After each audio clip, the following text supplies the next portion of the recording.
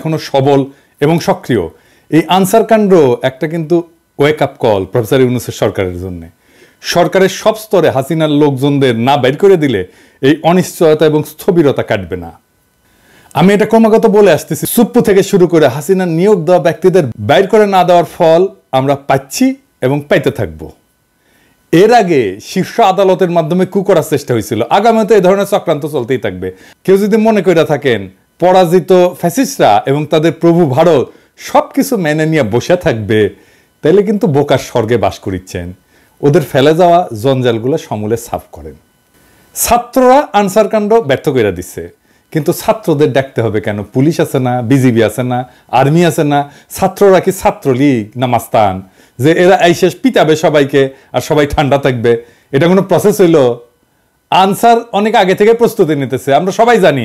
আর স্বরাষ্ট্র উপদেষ্টা লেজ মলতেছে বসে বসে। ওই যে দেখেন স্বরাষ্ট্র উপদেষ্টা মালদারে দেখেন কেমনে কথা কয়। 3 উপদেষ্টা এবং অন্যান্য যারা সহকর্মী সবার সাথে আলোচনা করে আমরা একটা সিদ্ধান্ত উপনীত হয়েছি, এখন থেকে রেস্ট প্রথা থাকবে না আনসারে। আর অন্যান্য যে তাদের দাবি দাওয়াগুলি আছে ওই জন্য একটা কমিটি করে দেওয়া হচ্ছে।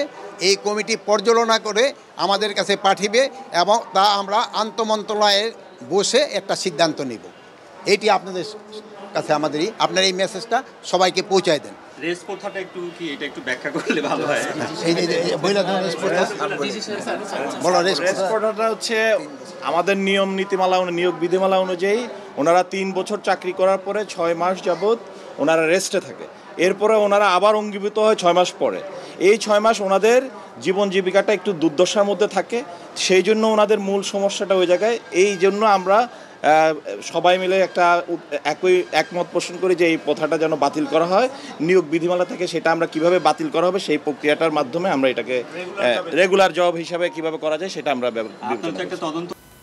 দেখেছেন কথা কিতে পারে কাঁপিচ্ছে। হ্যাঁ, কাঁপিচ্ছে কেমন করে? আমি শিওর ডরাই প্যান্ট ভিজাই ফেলছে। এরা কোন আক্কেলে স্বরাষ্ট্র উপদেষ্টা বানাইছে? শোনা যায় এরা নাকি বিএনপির রিকমেন্ডেশনে করা হয়েছে, সত্য মিথ্যা জানি না। উই নাকি কেউ গেলেই তাকে কয় যান বিএনপি করেন বিএনপি করেন, এটা নাকি কয় উই বিএনপির প্রতি কৃতজ্ঞতায়। যাই হোক, সত্য মিথ্যা তো জানি না। আবার অনেকে আমার কাছে উষ্মা প্রকাশ করেছে যে আমি কেন ওরে 111 কইছি, উই নাকি ররে ফাটায় ফেলবে একেবারে, কারণ বিডিআর বিদ্রোহ নিয়ে ইন্ডিয়ারে ধরবে, ও ঠাইসা ধরবে। আপনাদের কি মনে হয় ইন্ডিয়ার সামনে দাঁড়ানোর হিম্মত রাখে? সব অপদার্থ উপদেষ্টা নিয়ে চলতেছে। আর এক উপদেষ্টা তৌহিদ সাহেব, উনি মায়ের বাচ্চা হবে তাই ছুটি নিয়ে নাকি আমেরিকা গেছে। এটা রক্তাক্ত বিপ্লবের পরে এই হইতেছে উপদেষ্টার অবস্থা। সালেজন কইছে যে সমস্ত মামলা দেওয়া হইতেছে তার নাকি প্রথম পর্যায়ে পার হইতে পারবে না। তো এর দায় কার বলেন? আপনারাই বলেন। স্বরাষ্ট্র আর আইন উপদেষ্টার তো নাকি? যাই হোক, আসিফ নজরুল্লাহ এটা ব্যাখ্যা দিছে, কিন্তু এটা নিয়ে পরে আলাপ করবো। আজকে অন্য বিশাল প্রচুর আলাপ আছে, সেই জন্য আজকে এটা ধরিচ্ছি না। তো যে অভিযোগে মামলাগুলো দেওয়া হয়েছে তার বেশিরভাগ ক্ষেত্রে তো হাস্যকর।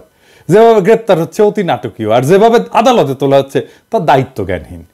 আপনি যদি কোনো একজনকে অভিযুক্ত করে আদালতেই তোলেন, তারে মাইরা বিসি ফাটায় তো দিতে পারেন না, তাই না? আপনি শুরু করলেন ডিম মারা দিয়া, এটা মানা যায়। কিন্তু এখন আপনি এমন মাইর দিলেন যে বিসি ফাইটে যাবে। মাহমুদুর রহমানের উপরে কুষ্টিয়া আদালত প্রাঙ্গণে হামলা আর কালামানিকের বিসি ফাটায় দেওয়া কোনভাবে আলাদা? আসিফ নজরুল কইছে দুটো নাকি আলাদা। আলাদা না, দুটো একই জিনিস। অগ্রজ সাংবাদিক মাহমুদুর রহমান সাহেব, উনাকে আদালতে কি নির্মম ভাবে রক্তাক্ত করা হয়েছিল, তখন আপনারা সবাই কি প্রশংসা করেছিলেন? আপনাদের টিভিতে কি এই নিউজটা দেখাতে পেরেছিলেন? বিএনপির আইনজীবীরা এই কাজ করতেছেন কলে, এটা সবাই কইতেছে। নিজের বিবেককে প্রশ্ন করেন কাজটা ঠিক করতেছেন কিনা। মানিকের বিসি ফাটাইলে পাবলিকে খুশি হবে। আমার তো মনে হচ্ছে যে পাবলিক খুশি করার মিশনে নামিছেন উপদেষ্টারা। একজন গ্রেপ্তারকৃত অভিযুক্তকে যদি নিরাপত্তা দিতে না পারেন, তাহলে ক্যান্টনমেন্টের মধ্যে আদালত বসান। ক্যান্টনমেন্ট ছাড়া তো এখন আপনাদের কোনো গতি নাই। কিছু হইলে ক্যান্টনমেন্ট, কিছু হইলে আর্মি, তো যান ক্যান্টনমেন্টের মধ্যে যে আদালত বসান, ওইখানে নিরাপত্তা দিতে পারবেন। তো মানিকের উপরে হামলার জবাব কিন্তু প্রফেসর ইউনূসকেই দিতে হবে, আজ হোক কাল হোক, এক সময় দিতে হবে। বিএনপির আইনজীবীদের কেউ এই প্রশ্ন করবে না। প্রফেসর ইউনূসকে এমন একটা বিব্রতকর প্রশ্নের মুখে ঠেলে দেওয়া কার স্বার্থে, কার উপকার করবে? মনে রাখেন, উনি যে আছেন এই জন্য ওয়েস্টকে আমাদের ব্যাপারে হোস্টাইল করতে পারতেছে না ইন্ডিয়া। উনারা আজাইরা বিব্রতকর পরিস্থিতিতে ফেলেন না, উনারা বিব্রতকর পরিস্থিতিতে ফেলবে ইন্ডিয়ান লেসপেন্সারেরা। আপনি যদি ইন্ডিয়ান লেসপেন্সারদের জন্য দেওয়া প্রভুপাদ উপাধি পাইতে চান, সেটা অবশ্য আলাদা কথা। তো প্রফেসর ইউনূসের ডিপেন্ড করলাম, এবার ওনারা এটা ধরি না, কি কন? আর ধরি। স্যার আপনি যে জাউরার লগে দেখা করছেন, এই যে ইন্ডিয়ান হাই কমিশনার, আমি খুব মাইন্ড করেছি। আপনার কেউ নিশ্চয়ই বলে যে পিনাকি হুদাই মুখ খারাপ করে। হ্যাঁ দেখেছেন কি টাইটেল করেছে, দেখেছেন পত্রিকার নিউজে দেখেছেন। হ্যাঁ এই টাইটেল যদি সত্যি না হয় তাহলে আপনার দপ্তর থেকে প্রতিবাদ পাঠাবেন, আর যদি সত্য হয় তাহলে আপনাকে জবাব দিতে হবে কেন ইন্ডিয়ার কাছে আপনি সাহায্য চাইছেন। প্রণয় ভার্মার লগে আপনার দেখা করতে হবে কেন? সৌজন্য, হ্যাঁ ওই যে কইছে সৌজন্য সাক্ষাৎ, তো ও সৌজন্য দেখাইছে আপনারে স্যার? কি কন? আপনার শপথ অনুষ্ঠানেও আসছিল, আসে নাই, ওই সৌজন্যটাটুকু দেখাই নাই। এই তো জাউরের সৌজন্য বোধ, তাই না? আপনি বলেন ছাত্ররা আপনারা দায়িত্ব দিছে, তো ছাত্ররা কি ভারতের সাথে কুসুম কুসুম সম্পর্ক অনুমোদন করে? করে না তো। তবে এই ছাত্রদের সম্পর্কে কিছু বলা দরকার একজন অগ্রজ হিসাবে, আর এই লড়াইয়ের একজন স্টেক হোল্ডার হিসেবে। আর প্রফেসর ইউনূসকে কিছু ইনসাইড স্টোরি সম্পর্কে বলা দরকার, তাইলে ওনার বক্তব্যগুলো আশা করি আরো নিখুঁত হবে। এই বিপ্লবটা স্যার ছাত্ররা শুধু একা করে নাই, ছাত্ররা লড়াইয়ের স্পিয়ার হেড ছিল, মানে যারা রাজনীতির ভাষায় বলে ভ্যানগার্ড, মানে কমিউনিস্টরা কয় আর কি ভ্যানগার্ড, বর্ষার ফলার মতো আর কি। বর্ষার ফলা কিন্তু একা কিছু না, এটা অকার্যকর অস্ত্র বা সামান্য কার্যকর অস্ত্র। আর পিসের লাঠিটাও একা কিছু না, সামান্য কার্যকর অস্ত্র, কিন্তু দুইটা একসাথে এটা কার্যকর অস্ত্র হয়ে ওঠে। তো বর্ষার ফলাটা হইতেছে ছাত্ররা, আর জনতা হইতেছে পিসের লাঠিটা। ছাত্রদের সাথে জনতাও নামছিল, ব্যাপকভাবে নামছিল। শুধু বিশ্ববিদ্যালয়ের ছাত্র না, মাদ্রাসা ছাত্ররা নামছিল, শহীদ হয়েছে কাতারে কাতারে। কে নামে নাই? রিকশাওয়ালা, গার্মেন্টস ওয়ার্কার, জামাত, বিএনপি, হেফাজতের কর্মীরা, আবু সাইদকে শিবিরের সাথী। তো গত 15 বছর ধরে যারা লড়াই করছে তাদের রক্ত অশ্রু কান্নার উপরে দাঁড়ায় আছে এই লড়াই। এই লড়াই দাঁড়ায় নাই, এই লড়াইকে আকাশ থেকে পড়ছে, হঠাৎ করে বিজয় আসছে। আবু সাইদ যে বুক চিতায় দাঁড়াইছে, এই দাঁড়ানোটা প্রথম কে দাঁড়াইছে বাংলাদেশে? দেখেন তো এই ছবিটা, গার্ডিয়ানে ছাপা হয়েছিল, বিএনপি কর্মী। তারা এইভাবে অসংখ্যবার দাঁড়াইছে। মুক্তিযুদ্ধে যেভাবে আওয়ামী লীগ কুক্ষিগত করেছিল, জনতার বিজয়কে আওয়ামী বিজয় রিডিউস করছিল, সে একই কাজ কইরেন না। আওয়ামী ন্যারেটিভের পরাজয় তো দেখলেন, এবার আপনাদের এই ন্যারেটিভও কিন্তু পরাজিত হবে যদি এটারে ছাত্রদের লড়াই হিসাবে শুধুমাত্র প্রতীয়মান করেন। 5 তারিখে আর্মি গুলি চালায় নাই, চালাইতে পারত। চালাইলে কি হইতো, প্ল্যান কি ছিল? প্রফেসর ইউনূসকে জিজ্ঞেস করেন। আমি ওনারে একটা কাজ করতে রিকোয়েস্ট করছিলাম, স্যার তো জানেন আপনি, যাতে আর্মির গুলি করা ঠেকানো যায়। উনি কাজটা করছিলেন, আপনাকে ধন্যবাদ। ওনার কাজটা সূত্র ধইরা আমার একজন বড় ভাই যিনি জাতিসংঘে কাজ করতেন, তিনি জাতিসংঘে কিছু গুরুত্বপূর্ণ ভূমিকা রাখছিলেন। জাতিসংঘের মহাসচিবের ক্ষেত্রে একটা ক্রুশিয়াল ভূমিকা ছিল। আমি প্রফেসর ইউনূসকে জানাইছিলাম যে এত কিছুর পরেও যদি আর্মি গুলি করে তাহলে প্ল্যান বি কি? আর্মির সাবেক জেনারেলরা আর্মি কনভয়ের সামনে দাঁড়াইতো। কারা কারা দাঁড়াইতো আমি আজকে নাম কইলাম না। হাসিনা যদি টিকা যাইতো তাহলে প্ল্যান সি ছিল। লড়াই এমন জায়গায় পৌঁছাইছিল যে আমরা সশস্ত্র লড়াই করলেও জিতে আসতে পারতাম, আর আমরা সেটা করতামও, আন্তর্জাতিক শক্তির সাহায্য নিয়েই করতাম, আগাইছিলামও। আর বেশি না কই। এইবার আমি একটা খুব খারাপ একটা সেন্সিটিভ প্রশ্ন করি, স্যার আপনারাও করি, ছাত্রদেরকেও করি, কিছু মনে কইরেন না প্রফেসর ইউনূস এবং ছাত্ররা। এই যে কয়েকশো পুলিশ মারা গেল, মাইরা যে টাঙ্গায় রাখা হলো, কে করছে? ছাত্ররা। আপনারা এইটার ওনারশিপ নেবেন? নেবেন না তো। থানা আক্রমণ হইল একের পর এক, এমন কোন থানা নাই বাদ গেছে। পুলিশ যে আতঙ্কে পলাইলো, কে মাইরা টাঙ্গায় রাখছিল? কে? ছাত্র ভাই আপনারা রাখছিলেন? হ্যাঁ, কে করলো এটা নিশ্চয়ই বুঝতে পারতেছেন। এই বিপ্লবী সহিংসতা কোনো র্যান্ডম ঘটনা না, আর এইগুলো ছাত্ররা করেও নাই। কিন্তু এই বিপ্লবী সহিংসতার একটা ডিসাইসিভ রোল ছিল। হাসিনা না পড়লে পুলিশের পরে আমলাদের সিরিয়াল ছিল। হ্যাঁ আমি জানি, বাইচা গেছেন আপনারা। ওই যে সব সুন্দরী সব অপসরীরই একটা দুর্গন্ধযুক্ত গুজ্জদার থাকে, সেরকম এইরকম বিপ্লবের একটা বিপ্লবী সহিংসতা থাকে যেটা কেউ ওন করে না, কিন্তু ওই বিপ্লবী সহিংসতাটা দরকার। সেই জন্য আপনি বিপ্লবের পুরা গল্প কোনোদিন পাইবেন না, কারণ এই কথাটা কেউ বলবে না যে আমি এটা করেছি, কেউ বলবে না, কেউ স্বীকার করবে না, কিন্তু এটা হয়েছে। যাই হোক, তাই সবাইরা বাদ দিয়ে একটা গ্রুপকে মহিয়ান করে তোরা কৌশলকে বাদ দিতে অনুরোধ করি। তরুণ ছাত্র নেতা এবং উপদেষ্টা পরিষদের জন্য সামনে কিন্তু বিপদ আছে। বিপদটা কি আমি একটু বলি, খুইলা বলি। ছাত্ররা একটা শক্তি, সত্য, কিন্তু ছাত্র নেতারা ডিসপোজেবল। ডিসপোজেবল কথাটা শুনে আবার মাইন্ড করেন না। ছাত্র নেতাদের শক্তি অতি ক্ষণস্থায়ী। আমিও ছাত্র নেতা ছিলাম, আমিও ঠিক 90-এর অভ্যুত্থানের নেতা ছিলাম। হাজার হাজার ছাত্রকে ডাক দিলে এক কাতারে আনতাম। এখন ওই ছাত্রদের আনতে পারবো? পারবো না, কারণ তারাও ছাত্র নাই, আমিও নাই। ওদের সবার সংসার হয়েছে, রাজশাহী মেডিকেল কলেজে গেলে হ্যাঁ সাবেক ছাত্র পরে পরিচিতি পাইছে, পিনাকি ভট্টাচার্য হয়েছে, সেই জন্য হয়তো আসবে অনেকেই। কিন্তু আমি যদি আজকার পিনাকি না হইতাম কেউ আসতো না। ছাত্রনেতার তার যে কনস্টিটিউয়েন্সি সেটাতে খুব অল্প সময় থাকে, খুবই অল্প সময় থাকে। ওই যে জায়মান অক্সিজেন বলে কথা আছে না, সামান্য সময় থাকে, ওই রকম জায়মান তার শক্তিটা।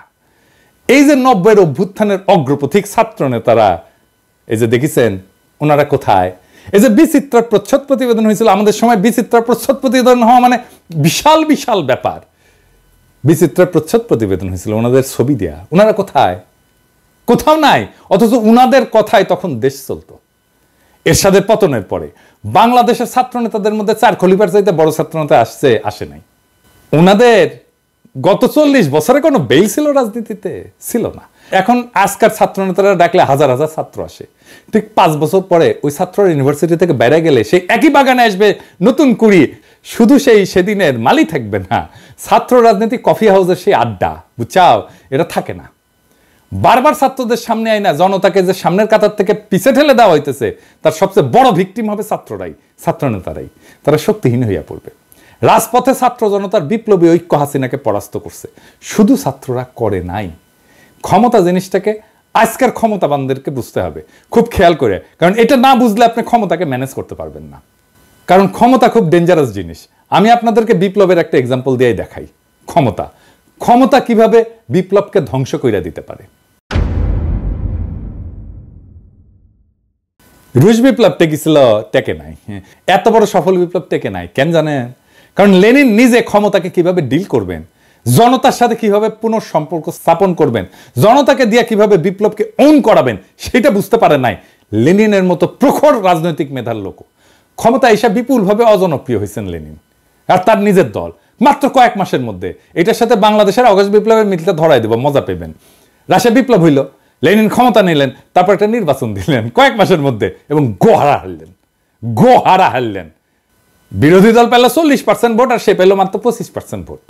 তারপর পার্লামেন্টে রেড আর্মি পাঠায় ওদেরকে পার্লামেন্ট ছাড়া করলেন। এটা হচ্ছে লেনিনের কেরামতি। সফল বিপ্লব করলো যেই দল ক্ষমতায়, তারপরে গোহারা হারলো।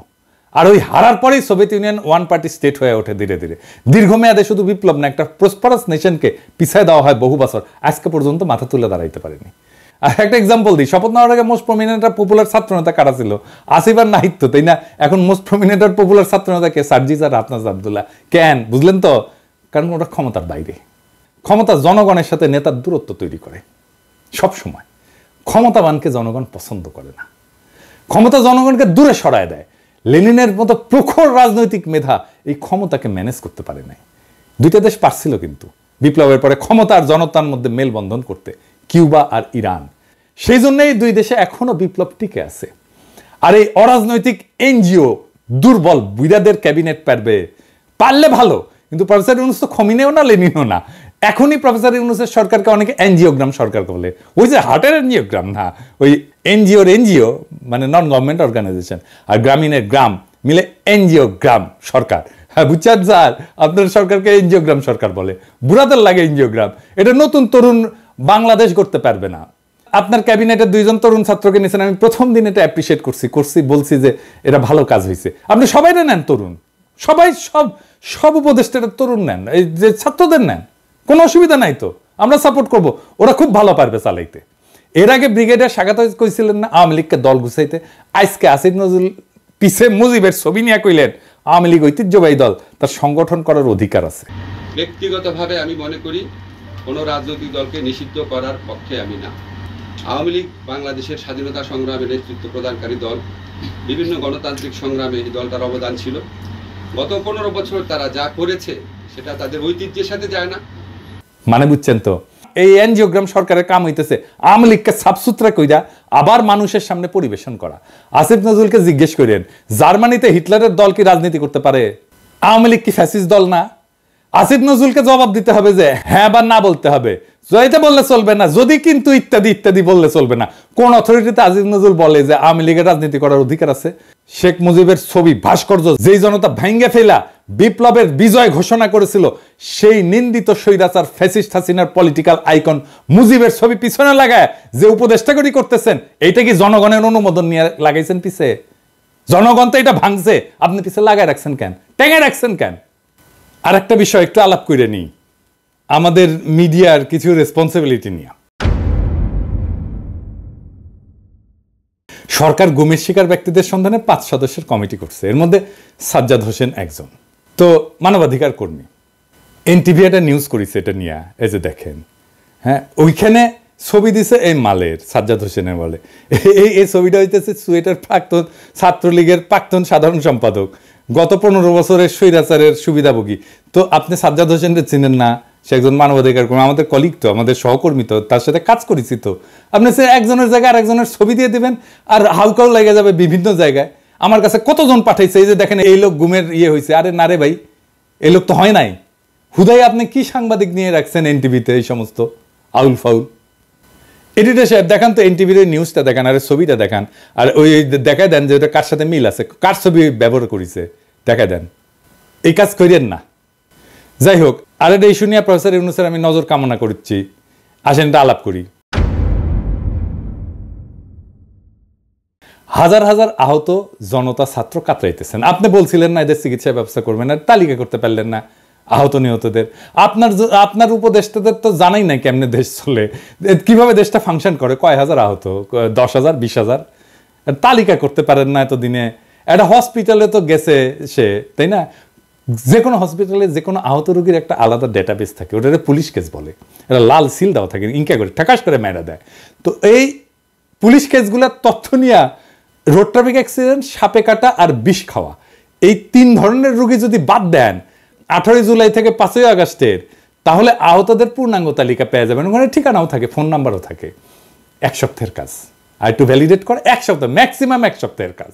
দেশ কেমনে চলে এটা জানেই না, এইগুলারে আপনি উপদেশটা বানাইছেন তো বানাইছেন, বানান ছাত্রদের বানাইতেন, সবগুলোই ছাত্র নিতেন, খুব ভালো কাজ করবে। আমি প্রথমে 2 জন ছাত্র বানাইছিলেন উপদেশটা, আমি কইছিলাম এটা ভালো কাজ করেছেন, আর সবগুলোরে নিতেন ছাত্র, কোনো সমস্যা ছিল না তো। যাই হোক, এই আলাপে শুধু ছাত্র না, ছাত্র জনতার এই বিপ্লবের অংশগ্রহণ নিয়ে কথা বলছি। তো আমি শহীদদের নিয়ে এপিসোডে মাঝে মাঝে শেষ করতাম। আজকে আমি যারা নিয়ে কথা বলবো সে শহীদ কিনা জানি না, কিন্তু এই আন্দোলনে সে একজন নিখোঁজ ব্যক্তি। আসেন তারে নিয়ে একটু কথা বলি। ইয়াসিন আরাফাত একজন দরিদ্র শ্রমিক, রাজধানীর ঢাকার কুড়িল এলাকায় ইঞ্জিন মেকানিক হিসেবে কাজ করতেন। একই এলাকায় ফুচকা বিক্রি করতেন বাবা আবুল কালাম। গত 18 জুলাই বিকেল ইয়াসিন আরাফাত বাবাকে ফোন দিয়ে বলে, বাবা আমি খুব বিপদে আছি। এরপর ফোনের লাইন কেটে যায়। ওই ঘটনার 1 মাস পার হলেও ছেলের সন্ধান পাননি আবুল কালাম। সন্তানের খোঁজে বিভিন্ন জায়গায় ঘুরে বেড়াচ্ছেন। অন্যদিকে নিখোঁজ থাকার পর অনেকে ফিরতে শুরু করেছেন পরিবারের কাছে, কিন্তু ইয়াসিন আরাফাত ফেরেনি। কেউ তার খোঁজ নেয়নি, কেউ ফেসবুকে লেখেনি, তাকে নিয়ে কোনো পত্রিকা স্টোরি করেনি। করবে কেন? সে তো আর এলিট না, নিতান্তই সাধারণ শ্রমিক, যারা কোনো প্রতিদানের আশা ছাড়াই লড়াইয়ের মাঠে নেমেছিল। কোনো কোটা না, কোনো চাকরির ন্যায্যতা না, নিতান্তই সে হাসিনার নির্মম শাসনের বিরুদ্ধে, ছাত্রদের উপরে চলা নির্মম ফ্যাসিস্টের আক্রমণে বিক্ষুব্ধ হয়ে পথে নেমেছিল। সম্ভবত তার জীবনটাও দিয়ে দিয়েছে। তারপরে বেওয়ারিশ লাশ হয়ে কোথাও দাফন হয়ে মাটিতে মিশে গেছে এতদিনে। তার বাবা কাঁদতে কাঁদতে ছেলেকে খুঁজছে। তার কান্নাও একদিন শুকিয়ে যাবে। বিপ্লবের এমন অসংখ্য শহীদ অগোচরে থেকে যাবে। এইসব জানা অজানা অসংখ্য শহীদদের রক্ত মারিয়ে যারা ক্ষমতার মসনদে বসলেন, তারা এই ফ্যাসিস্টকে সাফসুতরো করে আবার আমাদের পরিবেশন করবেন। হাসিনার অনুগতদের দিয়ে প্রশাসন চালাবেন। পিছনে ফ্যাসিস্টের আইকনের ছবি ঝুলিয়ে একটুও গ্লানিতে ভুগবেন না। ইয়াসিন আরাফাতের বাবা আবুল কালামের জীবনটা এক অসীম দুঃখে ডুবে গেছে। প্রত্যেকদিন সকালে হয়তো তিনি ঢাকার কুড়িলে যান, যেখানে একসময় তার ছেলে ইয়াসিন আরাফাত কাজ করত। পুরনো স্মৃতির টানে তিনি প্রতিদিন সেখানে যান, যেন অলৌকিকভাবে ছেলেকে দেখতে পাবেন হঠাৎ। কিন্তু ইয়াসিন আরাফাত ফেরে না, আর কোনোদিন সে ফিরবে না। আবুল কালামের চোখের পানির কোনো শেষ নেই। সেই জন্যই তিনি কাঁদেন, অবিরাম কাঁদেন। তিনি জানেন যে তার কান্না কখনোই শেষ হবে না। প্রত্যেকটা দিন তাকে মনে করিয়ে দেয় তার ছেলে আর নেই, কিন্তু তবুও তিনি আশা ছাড়েন না। ছেলের খবর পাওয়ার আশায় দিন রাত কাটান। এদিকে ক্ষমতার খেলার মঞ্চে এই সাধারণ শ্রমিকের আত্মত্যাগ কোথাও স্থান পায় না। অন্যদের মতো ইয়াসিনেরও কোনো স্বীকৃতি নেই। তার জীবনটা যেন একটা নিষ্ফল স্বপ্নের মতো। তার বাবা আবুল কালাম নিজের চোখের জল দিয়ে সেই স্বপ্নকে কবর দিয়ে যাচ্ছেন প্রত্যেক দিন। কিন্তু এই নিঃশব্দ কান্নার মধ্যেও আরেকটি আগামী বিপ্লবের বীজ রোপিত হয়েছে। ইয়াসিন আরাফাতের রক্তের ফোঁটাগুলো সেই বীজের জন্যে জল হয়ে থাকবে। হয়তো একদিন, অনেক অনেক দিন পর, এই রক্তের রঙে রঙিন হয়ে, এই রক্তের রঙে রঙিন হবে নতুন একটা ভোর। ইয়াসিনের মতো অজানা শহীদদের রক্তেই ফুটে উঠবে সেই ভোর, যা সত্যিকার স্বাধীনতার আলোকে আলোকিত। ততদিন পর্যন্ত আবুল কালামের চোখে থাকা আশা হয়তো ম্লান হবে না, কারণ তার ছেলের আত্মত্যাগ সেই দিনের বিপ্লবীরা ঠিকই স্মরণ করবে, যে বিপ্লব এক এলিটের হাত থেকে আর এক এলিটের হাতে ক্ষমতা হস্তান্তর করবে না। এভাবেই অগণিত শহীদের আত্মত্যাগ একদিন ইতিহাসের পাতা জুড়ে লেখা হবে। আর তখনই হয়তো আবুল কালামের চোখের জল একটু থামবে এবং তিনি জানবেন যে তার ছেলে কোনো অচেনা ইতিহাসে হারিয়ে যায়নি, বরং সেই ইতিহাসের অংশ হয়ে বেঁচে আছে। ইনকিলাব জিন্দাবাদ।